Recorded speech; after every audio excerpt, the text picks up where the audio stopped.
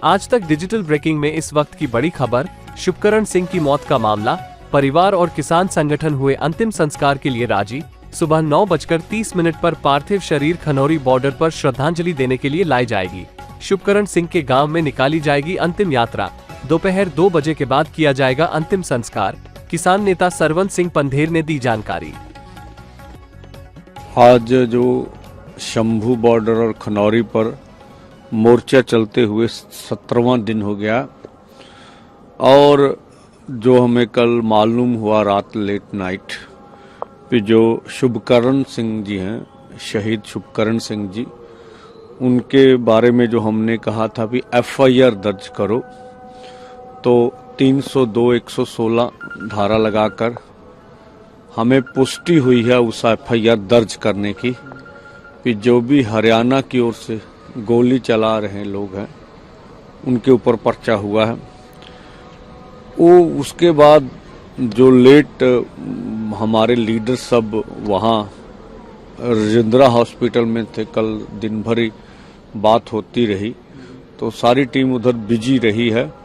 और जो अभी मुझे खबर हो रही है कि अब हम लोग शहीद का पार्थिव शरीर जो खनौरी बॉर्डर पर 9:30 से 10 के बीच लेके जाएंगे और जो उनका गांव बल्लो है वहां पर आज 2 से 2:30 बजे उनका अंतिम संस्कार किया जाएगा। और इसके लिए हम सब लोगों से, पंजाबियों से आह्वान करते हैं ज़्यादा से ज़्यादा आप वहां पहुंचे, ताकि जो ये पूरे देश के किसान मजदूर लहर के शहीद को पूरे मान सम्मान से हम अंतिम संस्कार कर सके।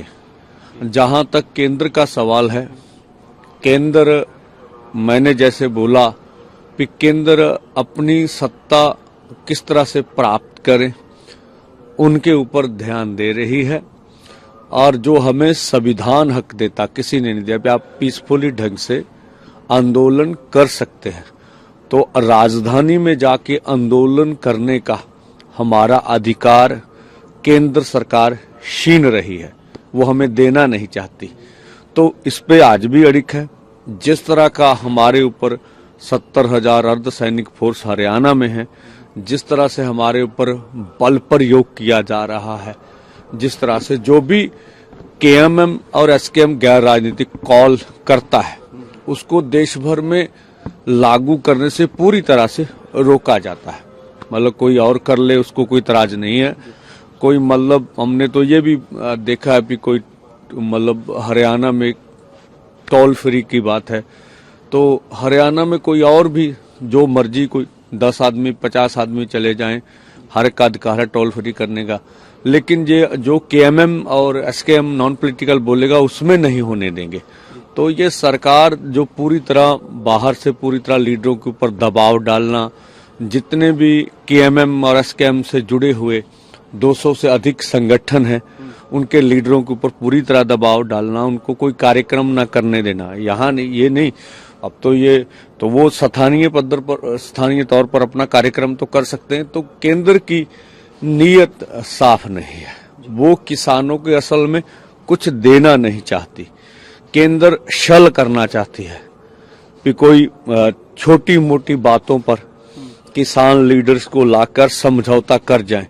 लेकिन सभी किसान नेता समझदार हैं, सियाने हैं, वो कभी भी सरकार के इस छल कपट में आने वाली। तो हम बोल रहे हैं कि केंद्र की नीयत किसान आंदोलन की मांगों को लेकर सही नहीं है। अगर नीयत और नीति साफ हो तो इस मोर्चे का सुखद हल निकल सकता है। आपकी आत्मा अगर ये कहे कि हम किसान, इतना बड़ा आंदोलन है और देश की 60% सीधा आबादी किसान है, उसके साथ खेत मजदूर है, इतना खेती से रोजगार दिया जाता है और ये बहुत बड़ी इंडस्ट्री है। आप कोई किसान को बोले अब खेती सेक्टर में 100 रुपए की चीज हम मान लीजिए रोज की बेच लें, 140 करोड़ लोग हैं, अब कितनी बड़ी 50 लाख करोड़ से ऊपर की हमारी खेती सेक्टर की इंडस्ट्री, इससे भी अधिक मोटा मोटी बता रहा हूं बन जाती है। तो हम 100 रुपया तो रोज हम ही खर्चते होंगे, ठीक है। तो इस तरह से इस तरह से सरकार हमें लेती नहीं, जो हमारी बातों को और WTO के नीति में प्रेशर में खेती सेक्टर को इग्नोर किया जा रहा है। फिर खेती सेक्टर से देश को कोई लाभ नहीं हो रहा है। जो हमने देखा, जो बड़े अर्थशास्त्री हैं सरकार के पक्ष वाले, ग्लोबलाइजेशन की नीतियों में वो व्यापार को जिस तरह से कारपोरेट व्यापार को, कारपोरेट की पॉलिसी को जिस तरह से उत्साहित करते हैं, भी इसी ढंग से विकास हो सकता है या इसी ढंग से रोजगार मिल सकता है। लेकिन उनके विकास मॉडल में पहले तो रोजगार ही नहीं था, अब रोजगार छीनने की बात है। तो खेती सेक्टर को पूरी तरह इग्नोर करने वाली बातें जो हम देखते हैं न्यूज़पेपर में, अखबारों में होती हैं, तो ये हमें लगता दुखद है। केंद्र सरकार सीरियस नहीं है। अब इतने दिन लगे शुभकर्ण सिंह की FIR, शहीद शुभकर्ण सिंह की FIR को दर्ज करने के लिए। ये दोनों सरकारों से सवाल तो हमारे बनते हैं कि आपने तो हमारे धैर्य का जो है वो परीक्षा ली जाती है। आप हमारे में धैर्य कितना है, तो हम पूरे धैर्य से लड़ रहे हैं और पूरी ईमानदारी से अपना काम कर रहे हैं। किसान जो भी है, किसान आंदोलन वो सबका, ये किसान आंदोलन है, किसी नेता का नहीं है, पूरे दुनिया और देश के किसान मजदूर का आंदोलन है। और इस दबाव में सरकार को झुकने के लिए मजबूर कर दिया, ये बड़ी बात है। आपने FIR का जिक्र किया, जो FIR का कंटेंट है उसको लेकर आप क्या कहेंगे? क्या संतुष्टि पूरी है या अभी भी कोई उसमें चीजें? देखिए, जो हमने सरसरी देखा, हमारे लॉयर्स थे अभी इसके बारे में आगे हमें जो ज्ञात हुआ कि FIR तो दर्ज होगी 302 और 116 सेक्शन में। आगे की सारी बात अच्छी तरह से अनुभव करके तभी बोल पाएंगे। लेकिन जो एक पहले प्रोसेस था कि FIR दर्ज कीजिए, अब ये केस आगे बढ़ सकता है।